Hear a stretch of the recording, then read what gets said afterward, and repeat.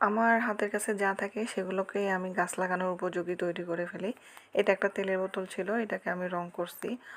আর এটা একটা মাটির পাতিল ছিল, মানে ভাপা পিঠা বানানোর পাতিল ছিল। এটার মুখটা একটা ফুটা থাকে, তো ওইটাকে আমি এই যে ফুটাটা বন্ধ করে দিছি মাটির ও পাতিলটারে আরেকটা অংশ দিয়ে, আর এটাকে রং করছি। এখন আমি চলে যাচ্ছি এই বোতলটার মধ্যে মাটি নিব।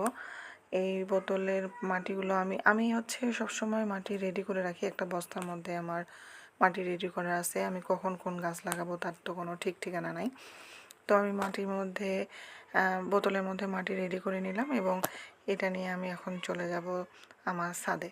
তো এই যে দেখতে পাচ্ছেন, এটা একটা স্নেক প্লান্ট।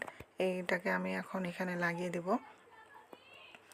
এই গাছটা আমি আমার একটা মামির কাছ থেকে নিয়ে আসছি, উনি আমাকে দিয়েছিল। ওনার কাছে অনেক ধরনের গাছ আছে, তো আমার এটা ভালো লাগছে। এই গাছটা তখন আমি নিয়ে চলে আসছি, এখন লাগিয়ে দিচ্ছি। তো আমার এই গাছটা লাগানো শেষ।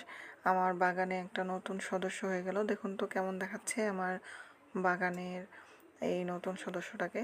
যাই হোক, আমার তো খুব ভালো লাগতেছে। এখন এখানে একটু পানি দিয়ে দিব, তাহলে আমার গাছ লাগানো কমপ্লিট।